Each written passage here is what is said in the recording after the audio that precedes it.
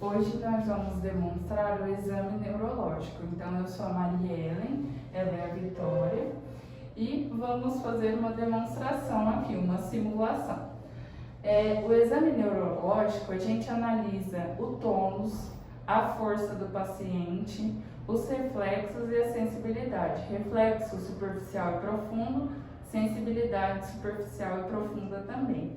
Lembrar que o tônus é a movimentação passiva do paciente e a força é a movimentação ativa. Então vamos lá, o paciente está aqui sentado, eu peço para ela ficar com os braços estendidos. Então esse paciente aqui, ó, um tônus preservado porque venceu a gravidade e faço uma força. Então, ofereço uma resistência, esse paciente consegue fazer uma força, né? No mesmo sentido aqui, ó.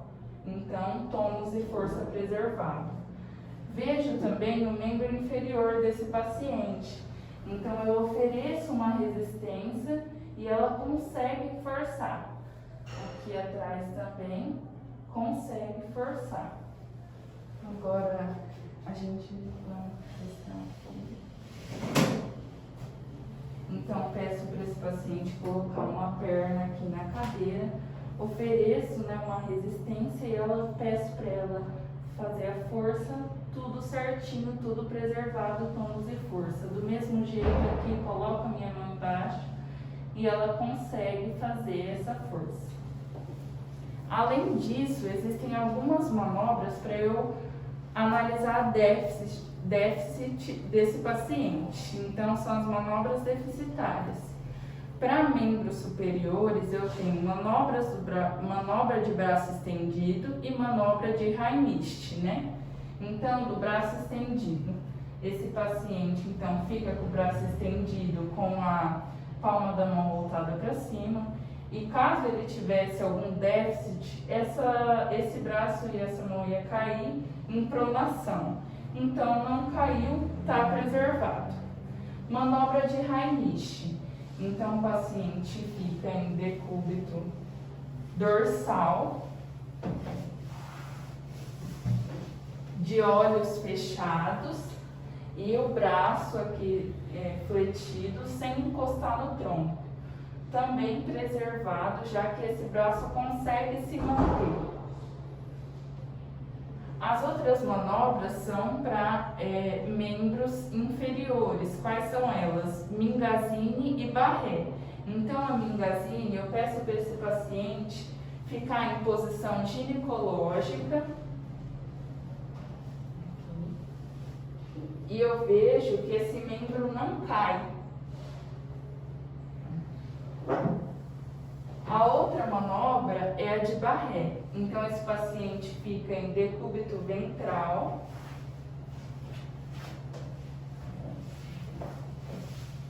com o membro, então, fletido aqui a 90 graus, e esse membro se mantém. Então, esse paciente tem força, tem tônus preservado, não tem nenhum déficit. Bom, então agora nós vamos para a parte dos reflexos profundos e superficiais. Na parte dos reflexos superficiais, nós temos primeiro o reflexo cutâneo plantar. Nesse reflexo, nós pedimos que o paciente ficar em decúbito dorsal e estimulamos então o bico do pé no movimento em curva e observamos se há algum estímulo, alguma reação do paciente. Nesse caso, não houve, então quer dizer que o paciente possui os reflexos preservados. Se houvesse algum movimento, uma extensão do hálux, significa então que esse paciente possuiria um sinal de Babinski positivo, ou seja, é um sinal patológico. Ainda nos reflexos superficiais, nós temos então o reflexo cutâneo abdominal, em que pegamos e fazemos movimentos de fora para dentro e observamos se a cicatriz umbilical acompanha o movimento. Nesse caso, a paciente possui o reflexo, então, normal também. Ainda dentro dos reflexos superficiais, nós temos então a observação de um sinal que pode ser patológico, que se chama sinal de Hoffman. Nós vamos estimular o terceiro dedo e observar se há um movimento de mão em garra. Nesse caso, não houve movimento de mão em garra, então quer dizer que o paciente não possui esse sinal patológico. Se houvesse esse movimento de mão em garra, significa que o paciente possui uma lesão no trato córtico espinhal. Agora nós vamos para a parte dos reflexos profundos. Os reflexos profundos eles podem ser divididos em uma escala de 0 a 4, de acordo com a responsividade do paciente. Primeiro nós vamos para o reflexo profundo dos membros superiores, bicipital. O paciente tem que ficar relaxado. Observamos então a contração do tendão. O paciente possui reflexo normal. Aqui o reflexo tricipital. Relaxado, por favor. Observamos o reflexo possui normal. Agora o estilo radial. Pode relaxar. Isso. Observamos a movimentação, reflexo normal. Agora nos membros inferiores, nós temos o reflexo patelar.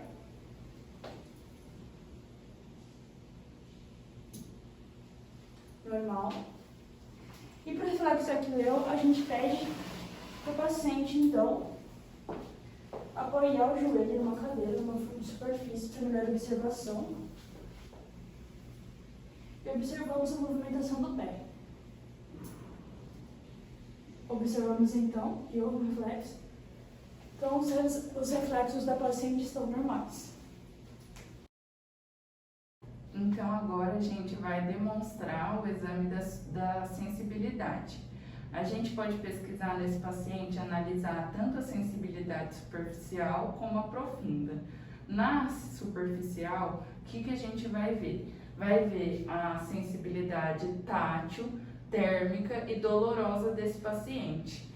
Lembrar que o exame sempre deve ser feito com o paciente com os olhos fechados. A gente começa pesquisando de superior para inferior e também pela área que não tem nenhuma lesão, pela área sensível, para depois pesquisar o lado ou o membro que a gente acha que o paciente não tem a sensibilidade. E a gente sempre compara dois membros também. E os movimentos, nós alternamos eles para que o paciente não fique tendencioso nessa resposta. Vamos lá então, sensibilidade superficial, tátil. Então eu pego um algodão, por exemplo, e vou passar nesse paciente e ver se ele sente.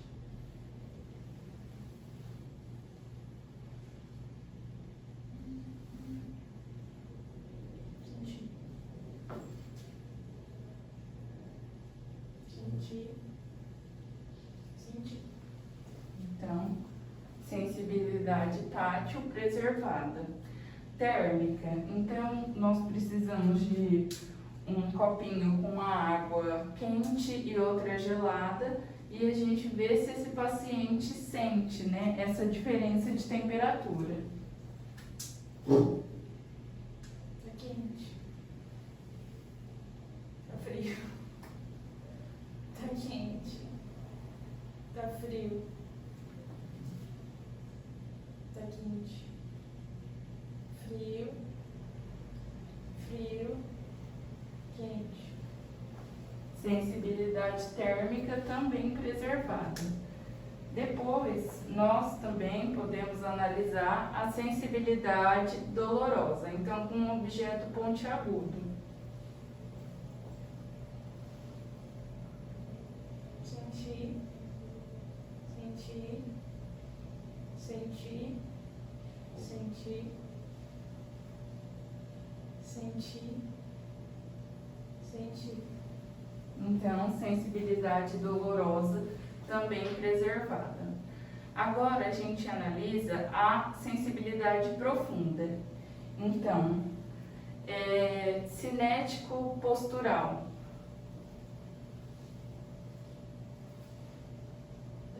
Então, primeiro eu coloco, movimento esse dedo, depois eu paro em uma posição e peço para esse paciente falar em que posição que está. Onde está? Pra cima. Pra baixo.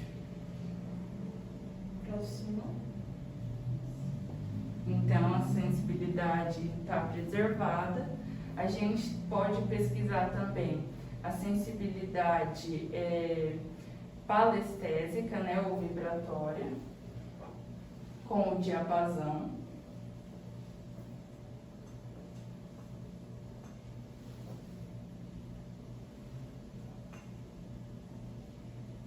Sentir.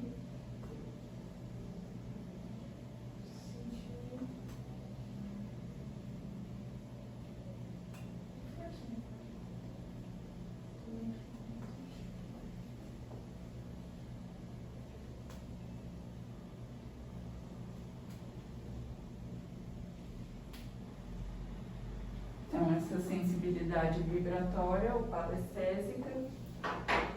Tem também a sensibilidade que a gente analisa, a gente faz uma pressão nesse músculo, então é a barestésica. Sentindo. Sentindo.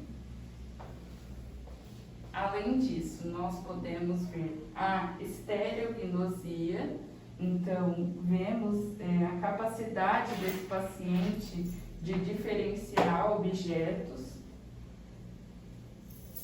Que objeto é esse? É uma chave.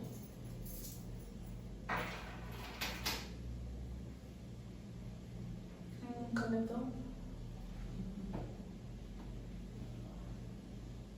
Apagador. Isso. Outra análise que a gente pode fazer nessa sensibilidade profunda é a grafestesia. Então, com um objeto com ponta, eu vejo na mão desse paciente se ele consegue perceber o que eu desenho. Um círculo. Número 1. Isso. E por fim, a gente vê a capacidade desse paciente de diferenciar 2 pontos. Então, a sensibilidade do tato epicrítico. O ideal com compasso, então, percebe? 2 pontos. Muita distância agora. Mas